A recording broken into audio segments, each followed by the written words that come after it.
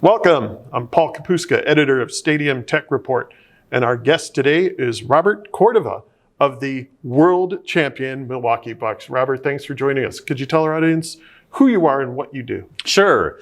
I am the Chief Technology and Strategy Officer for the Milwaukee Bucks, which includes the Fiserv Forum and the surrounding 30 acres of the Deer District.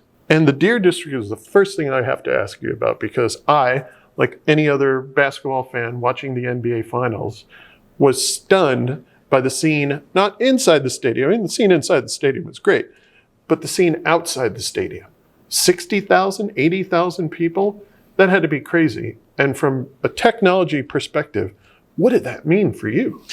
No, sure. So, crazy in just a great way, right? So, sure. I always step back to the why of technology, technology is the what, I always go to the why, right? So from a business standpoint, so many things had to come together to even create a space like that. We were so focused, the past 6 years on building a state-of-the-art arena, the training facility on these 30 acres of land that the city of Milwaukee and state of Wisconsin gave us.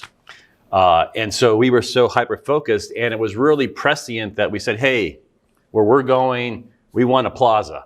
And we want commercial space on that plaza. And we want that plaza to be joined to Old World 3rd Street and all these things to create an environment. And, obviously the team, phenomenal, what our GM and our coaches and our agents and all the front office has done. But along with that, the business has to look ahead and build the things.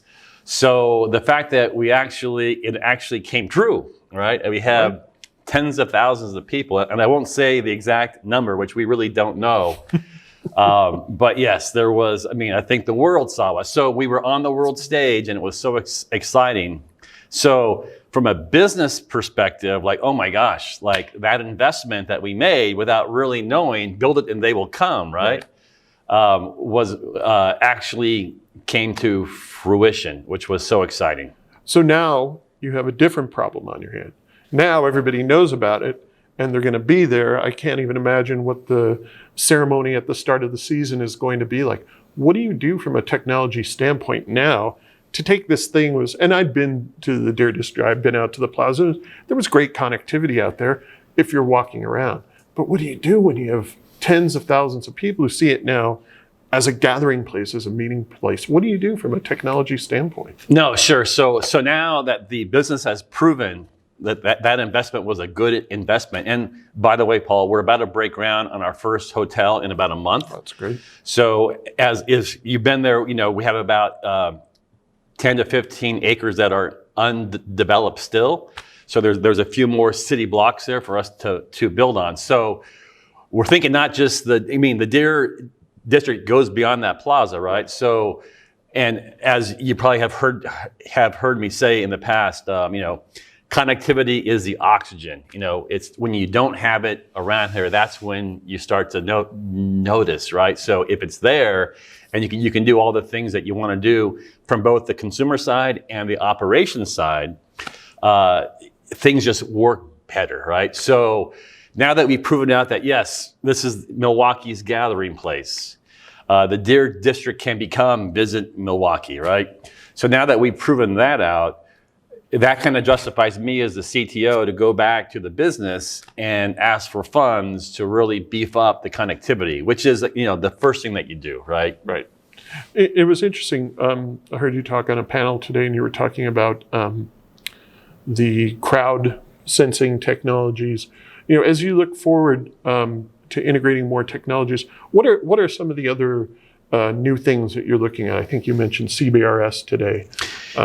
Sure. Yeah. So, from a connectivity standpoint, we really need to vet out, is CBRS the right way to go? Is Wi-Fi 6? Now, I lean towards cellular because, at least from my experience, from a platform perspective, from a roaming perspective, it just works, right? It Sure. was so it was designed with roaming first and with really load balancing and having a lot of people getting on the access point. The design there, it has been solid for years and years. So, but we do need to vet out all the newer connectivity technologies that are out there. And then my hope is that we come out with like a plan to really beef up the connectivity there and work with the carriers, because I don't think the macro network was able to deal with the tens of thousands of folks out there. So it's one of those first things, it's one of those things where you don't want to make that whole investment, but then when it's proven out with all the subscribers out there of Verizon and T-Mobile and US Cellular and AT&T, okay, we need to beef up the macro as well. But I want to beef up my private LTE or Wi-Fi 6 network, because operations, we need that, but also for the consumer, our guests. There was one thing you said in the panel this morning that I found really interesting, and it was about the crowd sensing software and how you use that program. And what you said was, we all have common sense about where, and what I'm talking about is the software that tells you where people are in the stadium and gives you a heat map. But what I found interesting was that you said, we have common sense, where people are going to go and where lines are going to form.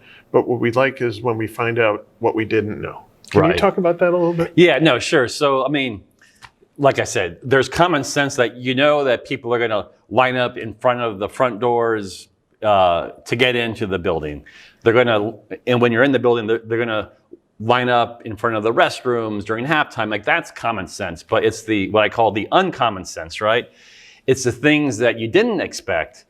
And that's what we really want to use crowd intelligence to really help us do those heat maps, so we can understand the behavior of the crowd for various things, not just basketball games, but concerts, our Chris Kindle Mart in the late fall, all those things. So because there are so many variables that go into how a crowd behaves, that we're not always going to understand it exactly. Oh, let's do what we did the last time. Well, the last time might not have taken into effect a Milwaukee snowstorm, right? So we want to understand all these, what influences the crowd behavior, weather, time of year, type of event, and then really use that to really make our guest experience the best.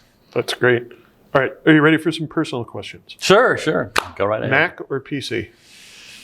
PC. Android or iPhone? iPhone. Wow. Do they work together? So on the Mac or PC, it's what I grew up with. Starting off with the DOS PC. I'm going to age myself here. Sure. But all the way through, it's just what I know best. And then on the iPhone, I was an Android user for years, and then the kids get on the iPhone. The kids get the iMessaging with the little cute icons and things, and you can see when they're typing. And it's like, I think I need to get that too. And it's the ecosystem there that made me go to the iPhone. Sure. Event question. What is the one event you've always wanted to go to, but haven't? The one event... doesn't have to be sports. No.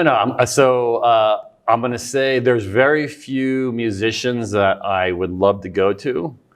And I would say Billy Joel is one that I would love to go to. And World Series. Those are my two things. Yeah, still on my list, on my bucket list. That's great. Thanks for joining us today, Robert. I'm Paul Kapuska, editor of Stadium Tech Report, and thanks for watching. Thank you, Paul.